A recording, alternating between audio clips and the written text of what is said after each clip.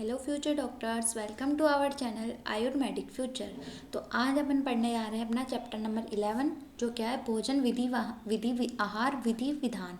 मतलब जो अपने आहार ग्रहण करने की वो विधि है, विधि विधान है, वो किस प्रकार है। ठीक है, वैसे तो ये चैप्टर इंपॉर्टेंट नहीं है, इसमें से एक बड़ा क्वेश्चन बिल्कुल नहीं पूछा जाता है, इसमें सिर्फ एमसीक्यू वो भी पूछा जाए तो पूछा जाए, वरना नहीं पूछा जाता है। ये सिर्फ जस्ट रीड आउट करने के लिए है। ओके, ठीक है। तो फिर अपन देखते हैं कि उष्ण स्निग्ध मात्रापूर्वक भोजन के पच जाने पर वीर्य के अविरुद्ध मन के अनुकूल स्थान पर बैठकर अनुकूल सामग्रियों के सहित आहार को न बहुत जल्दी न अधिक देर से, मतलब अपन को आहार को किस प्रकार खाना चाहिए, ठीक है, वो इसमें दिया गया है। जैसे कि अष्ट आहार विधि विशेष आयतन का प्रकृति स्वभाव से ही उचित समय पर शरीर के लिए उत्कर भोजन के लिए स्वस्थ रोगियों मनुष्य के लिए वर्णित है। मतलब रोगी को कैसे स्वस्थ रहना है और मनुष्य को रोग रहित नहीं होना है, स्वस्थ कैसे रहना है, वो इसमें बताया गया है। तो अपन को ये जो कुछ नियम है ये अपन को नॉर्मली पता भी होते हैं, बट अपन एक बार पढ़ लेते हैं कि अपन को मात्रा पूर्वक भोजन करना है, गर्म खाना खाना है, स्निग्ध खाना खाना है, वीर्य के विरुद्ध नहीं खाना है, ठीक है, बहुत जल्दी नहीं खाना,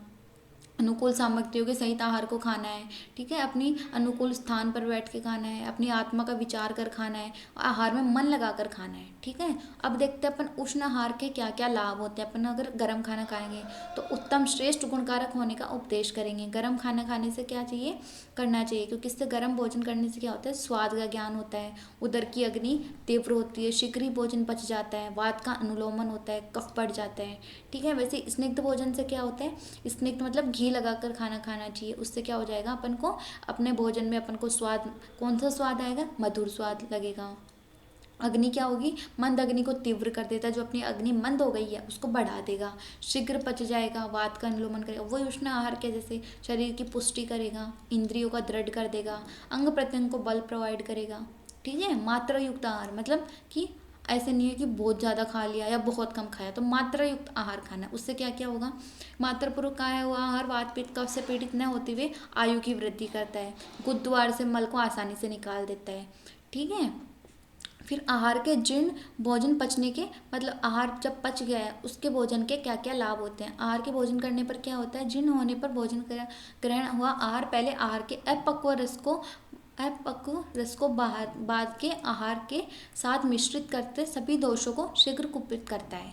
ठीक है, जो अपक्व आहार है वो क्या कर देगा, वात आदि दोषों को कुपित कर देगा। तो अपन को क्या करना चाहिए, जीर्ण होने पर ही अपना दूसरा भोजन करना चाहिए। ठीक है, भोजन के पच जाने पर खाते हुए दोषों के अपने स्थान पर रहते हैं, अग्नि प्रदीप्त होती है, भोजन दोबारा करने की इच्छा रहती है, अपने जो श्रोतस हैं वो खुले रहते हैं, हृदय की शुद्धि होती है, अच्छी डकार आती है, ठीक है, धातुओं की वृद्धि होती है।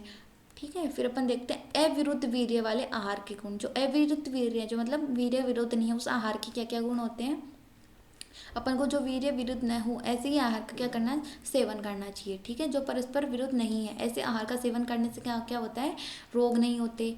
ठीक है, आदमी रोगग्रस्त नहीं होता। वीर्य के अविरुद्ध आहार करना चाहिए। ठीक है, इससे अपन को रोग नहीं होंगे। फिर अभिष्ट देश में, मतलब सही स्थान पे बैठ के खाना खाना चाहिए। ठीक है, इससे क्या होगा, मन के अनुकूल स्थान पर भोजन करने से अप्रिय स्थान में मन को प्रभावित करने वाले भावों के द्वारा होने वाले मानसिक रोग, मतलब अपन अनुकूल स्थान पे, अपन जो अपन अप्रिय स्थान है, मतलब जिस स्थान अपन को बैठना ही नहीं चाहिए, अपन गंदी जगह बैठ के खाना खा रहे हैं, तो अपने क्या उत्पन्न हो जाएंगे, मानसिक रोग उत्पन्न हो जाएंगे। ठीक है, इस प्रकार मन के अनुकूल इच्छित सामग्रियों के होने पर मन में विकार नहीं होते। फिर अपन क्या देखेंगे, अति शीघ्र भोजन से हानि। अगर अपन जल्दी जल्दी खाना खा रहे हैं तो उससे क्या हो जाएगा, अपने क्या हो जाएगी, भोजन में शिथिलता होता है। ठीक है, जो मार्ग में जाना चाहिए उन मार्ग में न जाकर दूसरे मार्ग में चला जाता है, या तो नासिका में चला जाएगा या और कोई छिद्रों में चला जाएगा। ठीक है, उत्तम गुण इन दोनों की प्राप्ति निश्चित रूप से होती है, इसलिए भोजन को जल्दी जल्दी नहीं करना चाहिए। अति विलंबित मतलब अधिक देर से भी भोजन नहीं करना चाहिए, ना तो ज़्यादा जल्दी करना चाहिए ना देर करना चाहिए, क्योंकि जो ज़्यादा देर करते हैं अपन तो वो ज़्यादा भोजन किया जाता है, अधिक मात्रा में ग्रहण किया जाता है, आहार ठंडा हो जाता है, पाक विषम हो जाता है और धीरे धीरे भोजन नहीं करना चाहिए। ठीक है, मन लगाकर आहार करने से लाभ, मतलब अगर हम मन लगा के खाना खाएंगे तो उससे क्या होगा, अपना हंसते हुए, ना बोलते हुए, ना बातचीत करते हुए एकदम ध्यान लगाकर खाना करना चाहिए। ठीक है, जो दोष अति शीघ्रता पूर्वक भोजन करने से उत्पन्न होते हैं। ठीक है, इसलिए न बातचीत करते हुए, न हंसते हुए भोजन को मन लगाकर करना चाहिए।